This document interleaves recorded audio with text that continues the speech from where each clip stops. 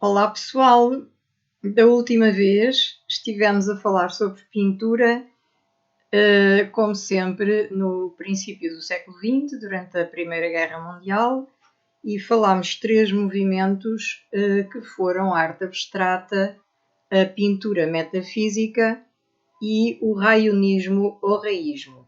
Hoje vamos falar do suprematismo. Então vou ler o texto que extraí do meu livro. Portanto, a Grande Guerra e os movimentos literários e artísticos na Europa. Quanto ao suprematismo, desde o fim do século XIX, que as vanguardas na arte europeia ocidental e na Rússia tinham vindo a seguir um ritmo acelerado. Primeiro o simbolismo, depois o expressionismo, depois o fauvismo, o cubismo, o futurismo e o raionismo. Surge depois uma nova tendência ainda mais inovadora, o suprematismo, e é dele, portanto, desta vanguarda que vamos falar. Embora as vanguardas se tenham sucedido umas às outras, não se parecem necessariamente entre si, exceto num aspecto: o seu desejo comum de eliminar as suas competidoras. Malevich declarava: o suprematismo é o início de uma nova civilização. Desatei os laços da sabedoria e liberei a consciência das cores. Eram as palavras do artista, quando se referia a este novo movimento pictórico. Os seus trabalhos mais característicos datam de 1908. São pinturas figurativas nas quais os indivíduos encarnam os grandes símbolos da humanidade. Muitos dos cenários pintados foram inspirados na vida rural.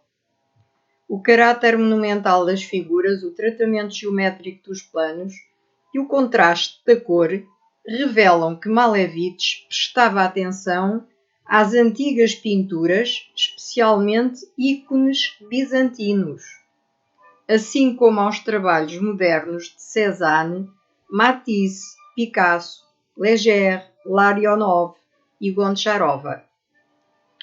O artista optou pela abstração, levando-a às últimas consequências. Escreveu o Manifesto do Suprematismo e compôs os seus torpedos, 35 trabalhos, completamente abstratos.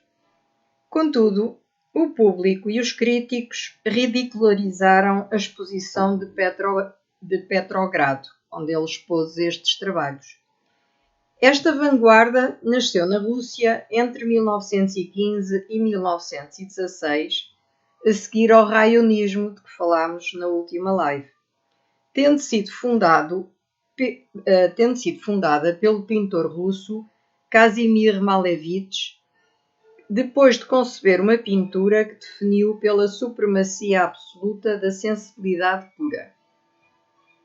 Participou com Kandinsky no movimento da arte abstrata. Aderiu ao fauvismo e ao cubismo. Expôs em 1913 o quadro Quadrado Preto sobre Fundo Branco, que é um quadro muitíssimo conhecido e que é, efetivamente, um dos que caracterizam este movimento suprematista. Tendo fundado o suprematismo que derivou do cubismo e redigido a sua teoria da supremacia da pura sensibilidade na arte, ajudado por Mayakovsky, poderá afirmar-se que conseguiu atingir, em 1914, a extrema simplicidade ao compor quadrados brancos sobre fundo branco. Baseou-se na exigência de animação do espaço pela forma, derivada do cubismo sintético, e na dinâmica plástica do futurismo. Relativamente à sensibilidade da ausência do objeto, pintou formas geométricas individualizadas quanto à cor e associadas de maneira livre entre si. Também os raionistas Lazare e El Lissitzky integraram o movimento suprematista. Portanto, é um movimento com características muito, muito próprias e penso que as características principais ficaram definidas, não é? Portanto, Malevich prestava atenção às antigas pinturas dos ícones bizantinos, assim como aos trabalhos modernos de Cézanne, Matisse, Picasso, Leger, Larionova e Goncharova, e optou pela abstração, como já disse, levando-a às últimas consequências, tendo escrito depois o Manifesto do Suprematismo. E depois criou os seus 35 trabalhos completamente abstratos.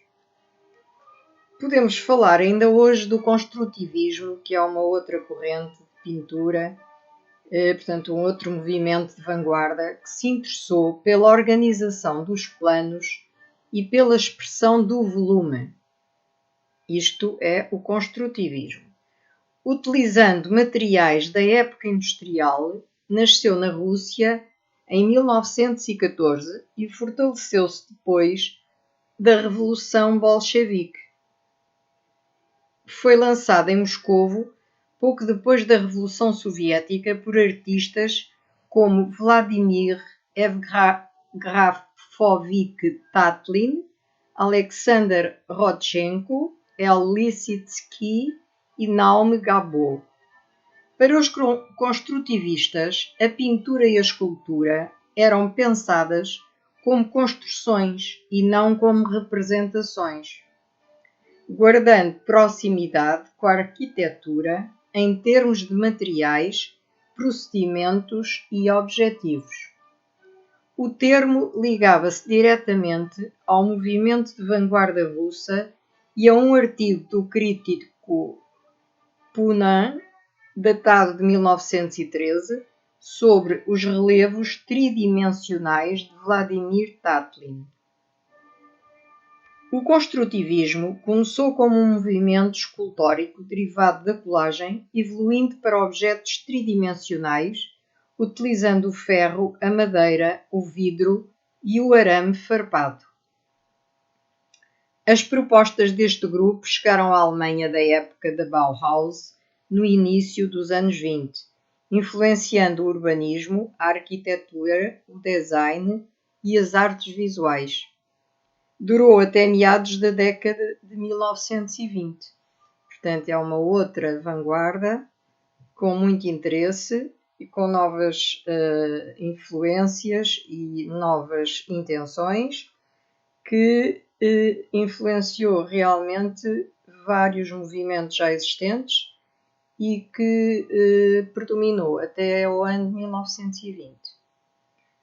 Para terminar a live de hoje, falarei ainda muito rapidamente sobre o neoplasticismo, que é outra corrente muito interessante e portanto, com novos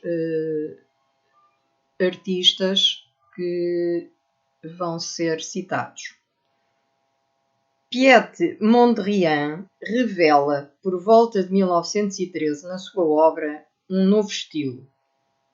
As tendências abstracionistas e experiências recolhidas nos movimentos pictóricos em que participou, como o fauvismo, o expressionismo e o cubismo, veio acrescentar um irrealismo das cores.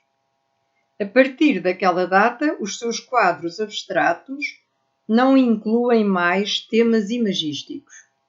A regra neoplástica impunha que se utilizassem as formas abstratas e geométricas, baseando-as na ortogonalidade das linhas.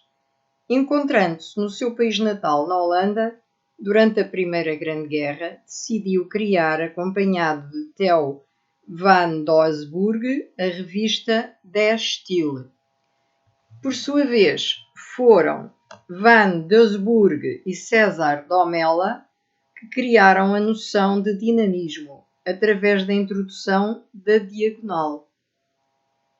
Destacam-se dentro deste movimento Bart van der Leck, Vilmos Huszar e Jorge van Tongerlo.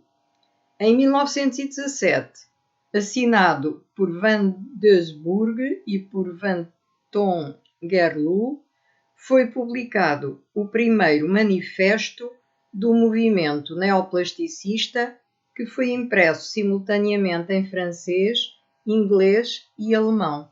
Portanto, teve uma divulgação rápida, de tal maneira que foi preciso escrevê-lo em 3 línguas, porque penso que os artistas saíram-se tão bem que os outros países estavam desejosos de conhecer mais um movimento e as suas características. Por hoje termino aqui e falarei num próximo programa a fechar a dinâmica dos movimentos pictóricos na Europa deste período. Falarei, penso que sobre os dadaístas e sobre uma outra escola que é o Merce. E assim terminaremos e depois, mais tarde, falaremos sobre o que se passou com a arte em Portugal, que também acho que é bastante importante saber, conhecer no nosso país quem foram os artistas mais cotados, que também foram a Paris, praticamente todos eles, não é? Para aprenderem as novas dinâmicas e as novas ideias das vanguardas que se estavam a desenvolver na Europa e que trouxeram para Portugal a sua influência, criando obras originais, impregnadas de singularidade própria, e portanto é isso que eu tenho para fazer após terminar esta generalidade sobre a arte durante a Primeira Guerra Mundial, que começou na Europa e depois se divulgou por todo o mundo. Então, boa tarde, meus amigos. Até à próxima live.